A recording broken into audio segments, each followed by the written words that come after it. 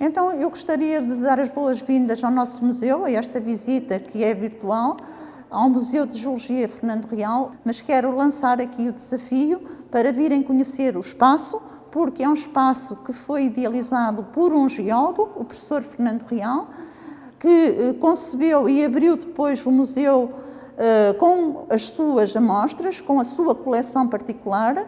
Portanto, o acervo do museu é, sobretudo, constituído por amostras de beneméritos. Portanto, é uma particularidade muito interessante que temos no museu.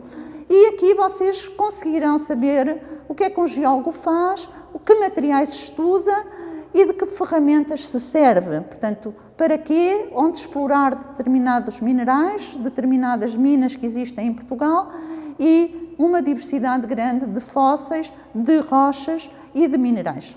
E dedicou a cave para o museu e nele podemos ver o quê? Tudo o que se pode ver em geologia. Portanto, nós temos no museu essencialmente 4 partes bem distintas. Portanto, a parte que diz respeito à estratigrafia, ao tempo geológico, aos fósseis. Portanto, é a aula que está logo na entrada do lado direito das pessoas. Temos 2 vitrines especiais que são dedicadas a beneméritos, depois também alguns fósseis, alguns inclusive dedicados à sua pessoa, têm a reália no nome do fóssil. Temos a seguir, na ala central do museu, os minerais, portanto os minerais que estão classificados de acordo com a classificação internacional de Dana e, portanto, de acordo com o radical, a composição química de base. Temos, assim, elementos nativos, que são elementos que existem na natureza puros, como minerais. Toda a gente ouviu falar de enxofre, ou de ouro, ou de prata. Portanto, esses elementos existem puros na natureza e muitos outros que se combinam para dar origem a minerais.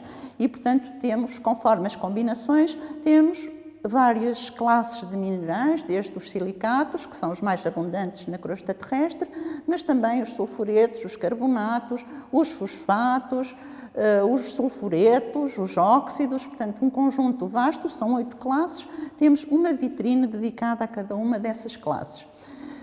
A terceira parte, que diz respeito ao museu, representa os tipos mais importantes e mais representativos das rochas da crosta terrestre. Portanto, temos 2 vitrines dedicadas às rochas magmáticas, plutónicas e vulcânicas, 2 vitrines dedicadas às rochas sedimentares e 2 dedicadas às rochas metamórficas. Expositores em que os alunos, os visitantes, podem tocar nessas amostras das rochas. Temos também algumas amostras que foram recolhidas no campo, portanto, com uma dimensão maior, ilustradas em algumas vitrines de base as técnicas de estudo dessas rochas também, e temos depois uma parte dedicada às principais minas portuguesas. Portanto, as principais minas, desde logo a Panasqueira como sendo a mais antiga em elaboração contínua, mas também Neves Corvo e Aljustrel, que são na faixa piritosa, e também as minas mais próximas de nós, o caso de Val das Gatas, uma mina muito importante para o tungstênio, e a mina de ferro, portanto, que existe em Trás-os-Montes, quer a mina de ferro do Marão com a exploração de magnetite, quer a mina de ferro de Moncorvo com a exploração de hematite.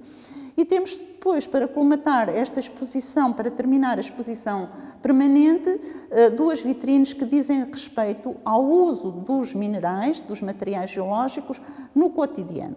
Portanto, este espaço de exposições temporárias não existia inicialmente no museu, embora o professor Fernando Real, quando idealizou o museu, toda a cave seria museu. Portanto, a parte mais extensa, que são cerca de 400 metros quadrados da cave, seria dedicada toda ela ao museu.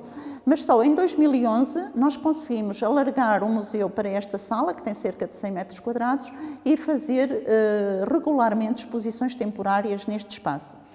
Esta exposição que temos neste momento, que nos é muito cara porque foi concebida por nós e pelos colegas do Departamento de Química aqui da UTAD, pelos colegas dos 2 departamentos, diz respeito à distribuição de elementos químicos em Trás-os-Montes, ocorrências desses elementos que foram explorados ou que se conhecem como ocorrências desses elementos em teores significativos, e foi concebida quando? No Ano Internacional da Tabela Periódica.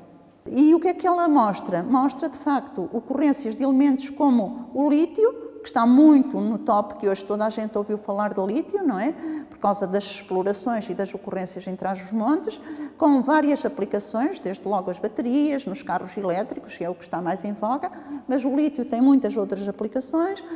Por exemplo, o bário é outro elemento raro que tem ocorrências em Trás-os-Montes, na zona de Bragança, mas também o ouro, que tivemos na zona de Jales, aqui no distrito de Vila Real, as maiores explorações desde o tempo dos romanos, na área de Três Minas e no século XX na mina de Jales. E, portanto, todos esses, muitos outros elementos, nós temos aqui representados 18 elementos, é de facto uma exposição muito didática, que gostávamos que os alunos pudessem conhecer, os alunos de todas as escolas, particularmente da região, para saberem um bocadinho o que têm nas proximidades, por exemplo, da sua escola, nas proximidades da sua casa, o que podem visitar nesta região.